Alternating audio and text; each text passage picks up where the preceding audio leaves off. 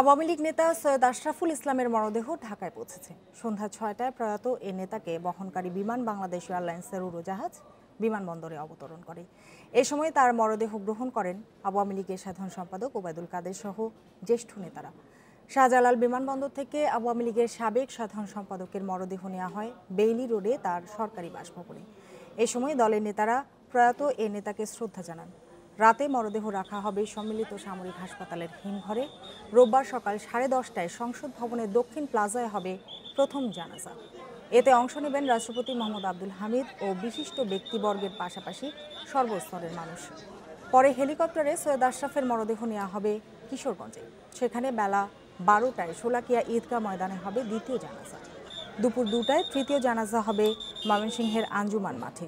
এরপর মরদেহ ঢাকায় নিয়ে আসা হবে, বাদ আসর দাফন করা হবে বনানী কবরস্থানে। বৃহস্পতিবার বাংলাদেশ সময়ে রাত 10টার দিকে মারা যান সৈয়দ আশরাফ। থাইল্যান্ডে চিকিৎসাধীন ছিলেন তিনি।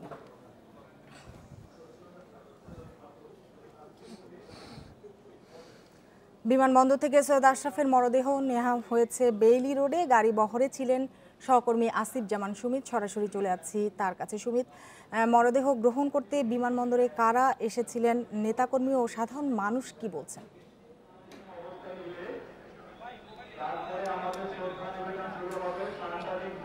সকাল সন্ধ্যা 6:05 বাংলাদেশ বিমানের একটি বিশেষ বিমানে করে সৈয়দ আশরাফের মরদেহ আসে। সেখানে ছিলেন আওয়ামী লীগের সাধারণ সম্পাদক ওবায়দুল কাদের, তিনি মরদেহটি গ্রহণ করেন।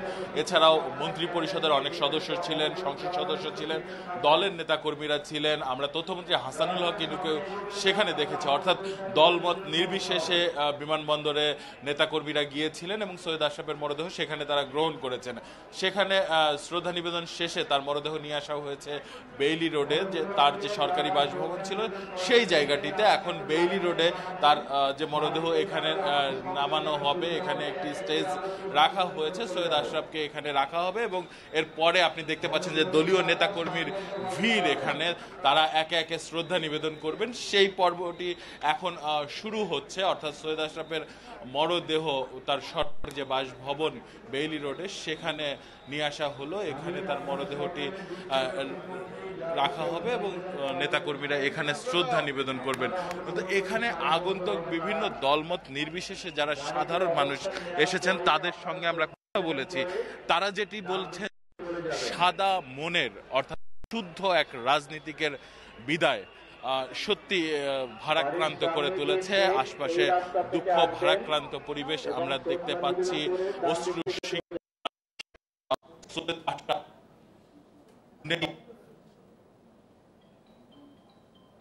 সৈয়দ নজরুল ইসলাম দেশের জন্য যে অবদান রেখেছিলেন, ঠিক তার ধারাবাহিকতাতেই সৈয়দ আশরাফও কিন্তু রাজনীতিতে অবদান রেখে যাচ্ছিলেন।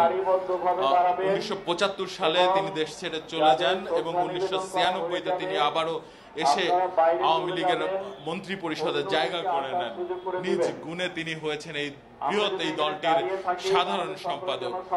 দুইবারের সাধারণ সম্পাদক হয়েছেন মন্ত্রী এবং নিজ গুণেই যিনি দলকে পরিচালিত করে অবস্থান পাকাপোক্ত করেছেন। সৈয়দ আশরাফ সম্পর্কে যদি বলতে হয়, অর্থাৎ এই রাজনীতির বাতিঘর যাকে বলা যায়, সেই এক কথায় তাকে বলা হয় যে তিনি হচ্ছেন রাজনীতির বাতিঘর। অর্থাৎ সমুদ্রের মাঝে যখন জাহাজ দিক নির্দেশনা খুঁজে পায় একটি বাতিঘর থেকে, সৈয়দ আশরাফ ছিলেন ঠিক তাই, যাকে অনুসরণ করে অথবা যার নির্দেশনায় আজকে নেতা হয়েছেন অনেকেই। ঠিক সেভাবেই তিনি তৃণমূল থেকে নেতৃত্ব গড়ে আজকে এই অবস্থানে আওয়ামী লীগকে দাঁড় করিয়েছেন। অনেকেই বলছেন যে ঠিক সৈয়দ আশরাফ এই সময় ঠিক তার চলে যাওয়ার সময় ছিল না। যেখানে একাদশ জাতীয় সংসদে আওয়ামী লীগ নিরঙ্কুশ সংখ্যাগরিষ্ঠতা পেয়েছে, যেদিন সংসদ সদস্য ছিলেন, ঠিক সেদিনই রাতের বেলা সবাইকে কাঁদিয়ে সৈয়দ আশরাফ বিদায় নিলেন। তিনি দীর্ঘদিন ধরে অসুস্থ ছিলেন। অসুস্থ অবস্থাতেই কিন্তু কিশোরগঞ্জের মানুষ এই সৈয়দ আশরাফকে পঞ্চমবারের মতো তাদের প্রতিনিধি হিসাবে সংসদে পাঠিয়েছিলেন। তিনি নিজের প্রচারণার প্রয়োজন হয়নি, অর্থাৎ সৈয়দ আশরাফ নিজ নামেই যেখানে পরিচিত ছিলেন সেখানে তার প্রচারণার কোনো প্রয়োজন হয়নি। টানা 5 বারের সংসদ সদস্য নির্বাচিত হয়েছিলেন। শেষ মুহূর্তে যেদিন সংসদ সদস্যদের শপথ গ্রহণ হয় সেদিন তিনি স্পিকারের কাছে সময় আবেদনও করেছিলেন, কিন্তু সেই সময় যে একেবারে শেষ সময় অর্থাৎ সৈয়দ আশরাফের বিদায় ক্ষণ আমাদের সামনে আসবে এমনটি ভাবা আসলে এখন পর্যন্ত অনেকটা অবিশ্বাস্য। অর্থাৎ আওয়ামী লীগের যখন নিরঙ্কুশ সংখ্যাগরিষ্ঠতা, যখন বড় ও বিজয়ের উৎসবে মাতবে দেশ, ঠিক সেই সময় সৈয়দ আশরাফের মতো একজন গুণী রাজনীতিকের চলে যাওয়া, যিনি আওয়ামী লীগের অনেক অসময়ে কাণ্ডারি হয়ে দাঁড়িয়েছিলেন।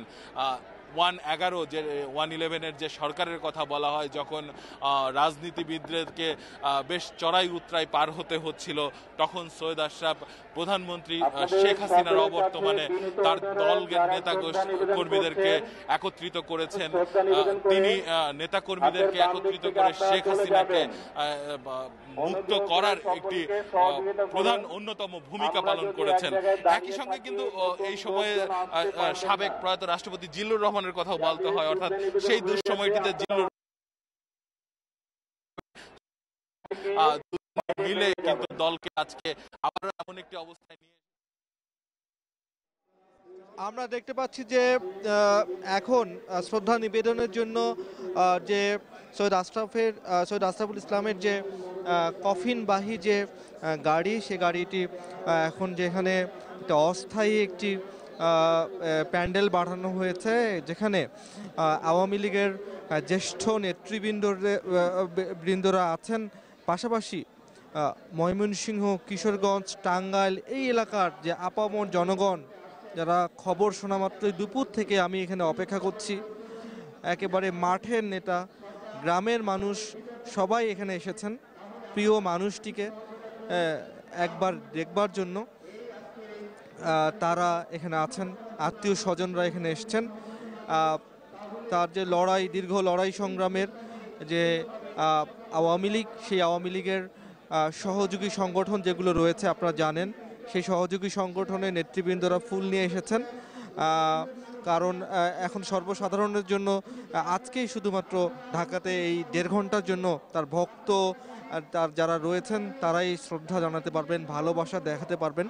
এরপরই আপনারা জানেন যে সিএমএইচে রাখা হবে, তারপর কালকে যে রাষ্ট্রীয় আনুষ্ঠানিকতা রয়েছে জানাজা, সেই জানাজা হবে ঢাকায়, ময়মনসিংহে, কিশোরগঞ্জে, এবং তারপর আবার তাকে বনানী কবরস্থানে তাকে সমাহিত করা হবে। যার কারণে লোকারণ্য বলা যায় যে এই মন্ত্রীপাড়ার যে সৈয়দ আশরাফুল ইসলামের জন্য যে নির্ধারিত যে বাসভবনটি রয়েছে সেটি লোকারণ্য।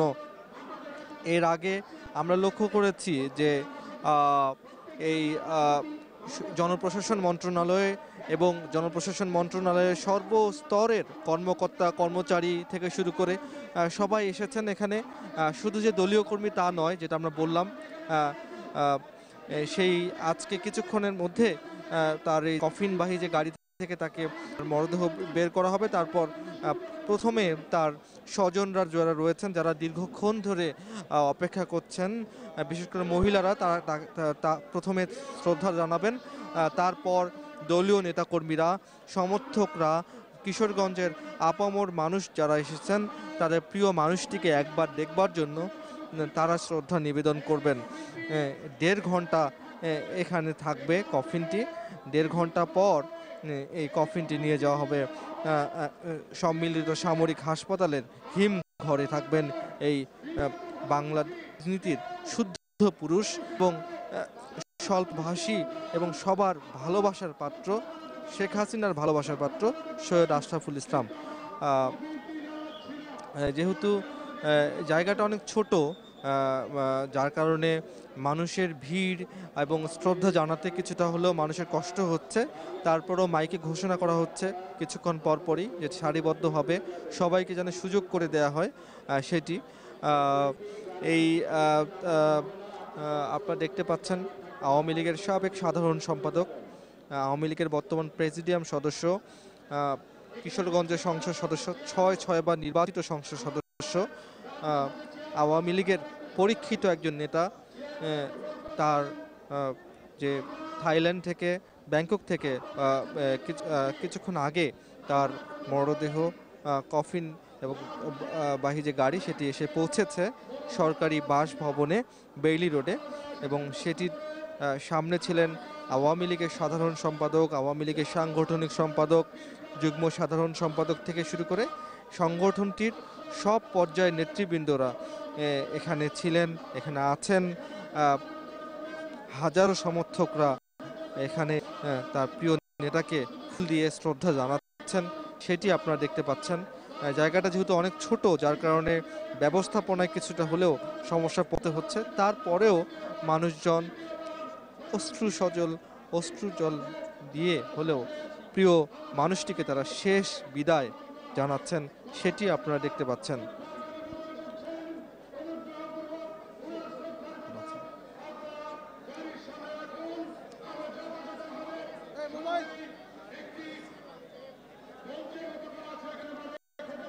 আওয়ামী লীগ এবং অন্য নেতৃবৃন্দ আছেন, তারা গাড়ির মধ্য থেকে, যেহেতু একটি হিমবাহী গাড়ি রয়েছে, সেই গাড়ির কাছ থেকেই তারা শ্রদ্ধা নিবেদন করছেন।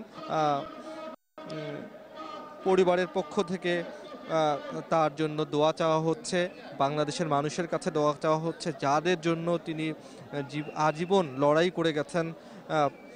অনেক চড়াই উতরাই পেরিয়ে, অনেক প্রতিকূল সময়ে দলের পাশে দাঁড়িয়েছেন সেই নেতার জন্য সবাই দোয়া চাচ্ছেন, তার পরিবারের স্বজনরা দোয়া চাচ্ছেন। তার ভাই ডক্টর শরীফুল ইসলাম তিনি দোয়া চেয়েছেন জাতির কাছে, সাধারণ মানুষের কাছে, এই বৃহৎ আওয়ামী পরিবারের কাছে তিনি তার ভাইয়ের যাতে জান্নাত হয় সেই জন্য তিনি সারা দেশবাসীর কাছে দোয়া চাচ্ছেন।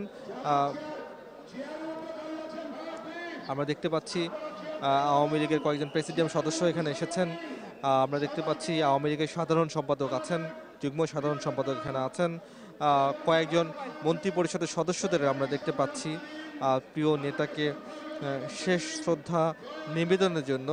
সাধারণ মানুষরা একটি একটি করে ফুল নিয়ে এসেছেন, একটি রজনীগন্ধা নিয়ে এসেছেন, একটি গোলাপ নিয়ে এসেছেন তাদের প্রিয় নেতাকে একটাবার দেখবার জন্য। পাশাপাশি এই বাড়িটিতে একটি শোক বই খোলা হয়েছে, যেখানে প্রিয় মানুষটিকে নিয়ে শোকগাথা লিখেন তার ভক্তরা, তার অনুরাগীরা, তার এলাকার মানুষ, এবং যিনি কখনো শহীদ আশরাফকে কাছ থেকেও কখনো দেখা হয়নি কিন্তু শহীদ আশরাফ সম্পর্কে শুনেছেন, জেনেছেন, তারাও শহীদ আশরাফকে নিয়ে তাদের ভালোবাসার বর্ণনা লিখছেন, রোমন্থন লিখছেন। এখানে এক অভূতপূর্ব ভালোবাসা এবং আবেগঘন পরিবেশের মধ্য দিয়ে এই আওয়ামী লীগের অন্যতম একজন নেতা শহীদ আশরাফুল ইসলামকে বিদায় জানাচ্ছেন তার ভক্ত, হাজার হাজার লাখ লাখ ভক্ত জানাচ্ছেন। সবাই এখন ছুটে আসছেন মন্ত্রীপাড়ার সেই লাল ইটের সেই বাড়িটি, বিষণ্ণ বাড়িটির দিকে সবাই ছুটছেন, এবং সবার একটা দাবি ছিল যেন শহীদ মিনারে তার মরদেহ রাখা হয়, তাহলে মানুষ, সর্বস্তরের মানুষ তাকে শ্রদ্ধা জানাতে পারতো। এরকম আফসোস করছেন অনেক মানুষ, অনেক ভক্ত। আমরা সামাজিক যোগাযোগ মাধ্যমে গতকাল রাত থেকেই একটি দাবি দেখছি, তো যার কারণে আসলে একটু পরে আসলে আর ঘন্টাখানেক পর তাকে সিএমএসে নিয়ে যাওয়া হবে। তো এতক্ষণ এই ছিল মোটামুটি আমার কাছে এখনকার মতো মন্ত্রীপাড়া থেকে সবশেষ।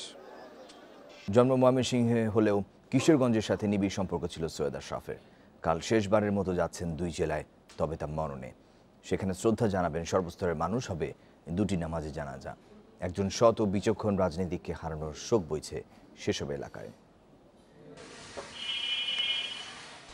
যোগ্য পিতা সৈয়দ নজরুল ইসলামের যোগ্য সন্তান সৈয়দ আশরাফুল ইসলাম। পেশার কারণে বাবার ময়মনসিংহে বাস, সেখানেই জন্ম আশরাফের। বেড়ে ওঠেন ময়মনসিংহের কলেজ রোডের একটি বাড়িতে। আনন্দমোহন কলেজে পড়ার সময় যুক্ত হন রাজনীতির সঙ্গে।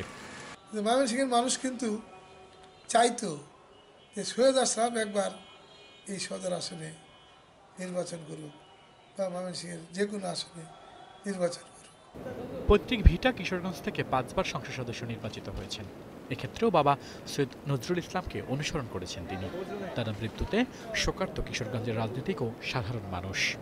বাড়িতে আসলে পরে এলাকাবাসীর প্রত্যেকটি লোকে কে কি করতেছে না করতেছে, কিভাবে চলতেছে না চলতেছে, সবারই খোঁজ খবর নিতেন। ভালো লোক ছিল আপনার দেশের, খুব গর্ব লোক ছিল, ওই জন্য আমরা খুব মায়া লাগে খুব। মাত্র 6 দিন আগে জাতীয় নির্বাচনে জয় পান সৈয়দ আশরাফ। তাকে অভিনন্দন জানানোর প্রস্তুতি নিচ্ছিলেন সবাই, কিন্তু মৃত্যুর খবরে নেমে আসে শোকের ছায়া। তার মতো একজন রাজনীতিবিদ আমরা হারিয়েছি। আমরা কিশোরগঞ্জবাসী মনে হয় যে আমরা একজন অভিভাবক হারিয়েছি। সৈয়দ আশরাফের পক্ষে এবার প্রচার চালিয়েছে কিশোরগঞ্জবাসী, জিতিয়েছে তারাই। এলাকাবাসী বলছে সৈয়দ নজরুল ইসলামের মতো সৈয়দ আশরাফুল ইসলামের নামও লেখা থাকবে দেশের ইতিহাসে। আল আমিন হোসেন, ইন্ডিপেন্ডেন্ট নিউজ ডেস্ক।